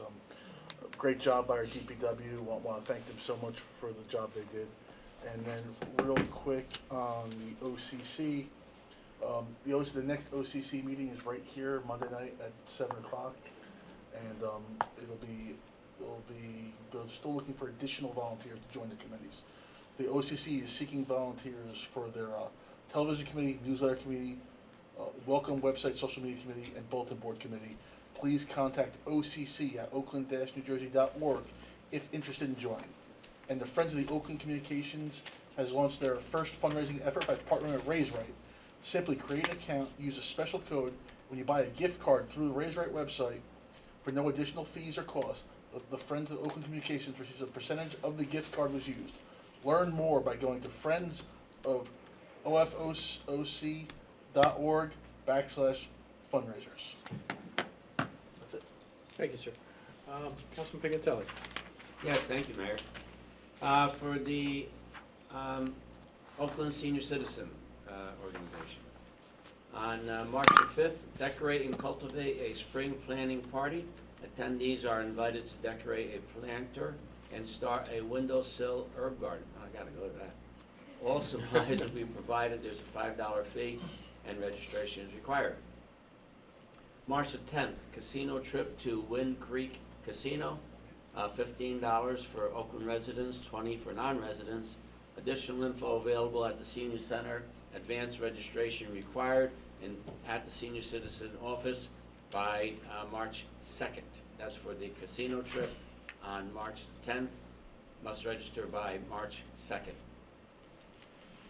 March the 19th, we're hosting a lunch and learn titled A Taste of History, Irish Immigration to America. This is the first of our series of lunch and learn, highlighting different groups immigrating to America throughout its 250-year history. Lunch will begin at 12 p.m. There's a $5 fee and a corned beef sandwich lunch will be provided. You gotta go to that one too. Registration is required. March the 23rd, we will be starting our first monthly Oakland Memory Caregivers Support Group. on the fourth Monday of each month at 5:30 p.m. at the Senior Center. The group will be facilitated by Alzheimer Association and is open to caregivers of those affected by conditions of the disease of the brain. This program is open to the broader community. For questions and registration, please call the Senior Center at 201-405-7731 or website seniors@oakland-nj.org. And another plug for the First Aid Squad again. Please don't get tired of hearing me, but if you volunteer, I'll stop asking you. So, it's a good incentive to volunteer for the First Aid Squad. Pignatelli will stop talking at the meetings. But anyway, as was said earlier this evening, you could come to our March 2nd meeting. Starts at 7:30 at the First Aid Squad. Meet the members. There'll be a lot of familiar faces there. I'm sure you'll see from our young member that was here this evening to our older members. And if someone 84 can do it, certainly you can. Remember, you'll be trained on how to respond. You might even have to respond to your own family or a neighbor or some child. I mean, what greater gift could you give to a parent to help save their child's life? Please, please volunteer for the Oakland First Aid Squad. And there are other organizations in town too. I don't want the firemen to be mad at me, but also the firemen would like, they are in need of volunteers also. Thank you, Mayor, that's it. And if you're interested in joining the fire department, we meet at 7 o'clock Mondays down at the firehouse. Councilman. Yes, so the green team, I'm the liaison for the green team, and it's really a great organization, the green team. I'm really, it was not something I took on a couple extra groups as liaison this year because we're short one councilman, and so I said, all right, I'll do the green team, and I've been pleasantly surprised. I've been to one meeting. I missed one, but I've had a lot of interaction with them, and it's really a great group. They're very energized. They're very friendly. They just want to help the environment. It's a great group of people. I mean, I grew up in Fairview, and I like to tease that instead of grass, I like green cement. That's what I like. I had a patch of grass in front of my house that I would put the lawnmower on, and I would pull the cord, and if it didn't start, it didn't matter because it spun around enough and the grass was cut. It was perfect. But so anyway, I'm on the green team, and I'm enjoying it. It's a great group of people. But it's time to sign up for the community garden. You can do that on the website. It's behind Valley Middle School. You can get a little plot and you can grow some vegetables and stuff. And they've approached Pond's Church to, if you get a bumper crop and you need to get rid of some of the stuff, they'll donate it to the food pantry at Pond's Church. It's a great initiative. And then they're in the process of improving the seed bank at the library. So you go there basically. You know, you buy a bunch of seeds, you can't use all the seeds that you have that come in the package. So you go there and you leave those seeds and you take a couple seeds of something else. It's really a nice thing to do, save you some money on seeds. And then they're looking into getting different grants and stuff like that. And you could always use volunteers, so please come to a meeting of the green team. The schools, I just want to share an email that Dr. Cafaro sent out earlier this evening. It says, Dear Mayor and Council, I wanted to reach out and extend sincere gratitude to the Oakland DPW for the outstanding work they have done with the current winter storm as well as with all of the prior storms to date. The partnership the Oakland Pre-K District has with the Borough is generally respected, and with great care for the work that DPW does alongside our custodial maintenance department. On behalf of the Oakland Board of Education, please extend our gratitude to Anthony Marcuselli and all of the Oakland's DPW members for the care they put forth each day and the work they do to assist with readying our schools during these winter snowstorms. I am sure all are very much ready for the spring. Sincerely, Dr. Cafaro. So I just like to say, before I was a council member, I was on the school board, and being on the school board was one of the greatest things I ever did. But I'm so happy that I was able to come over from the school board to here and to just make sure that the town and the school board always get along together, make sure they help when they can, do what they can. And if we need something from them, they're always there for us, and if they need something for them, we make sure we're there for them. And I'm as long as I'm here, I'm gonna make sure that we have a great relationship between the borough and the Oakland K-8 Board of Ed. They're wonderful people over there. And that's it, Mayor. Thank you. Mayor, one more thing. Sure. So many people have complimented the DPW this evening, and very well deserved, very well deserved. People from other towns compliment me for the work that our DPW does here in Oakland. Give them a call. If you have a minute, call the DPW and thank them for what they did in the snow emergency. Many of them work very long hours, and the proof is in the pudding, that the town really looks a lot better. Thank you, Mayor. Thank you. Just a couple more fun facts about the affordable housing. Couldn't find the paper here. After speaking to the senator, she informed me that the Home Builders Association and the Fair Share Housing Association helped draft the bill and provided testimony at the hearing for these two bills that we're dealing with today. So this all has everything to do with profits and money. And also, another fun fact she brought to my attention was majority of the Senate Assembly people that presented this bill have no obligation in their towns to put in affordable housing. So, just putting it on the table. And I want to share some unfortunate news.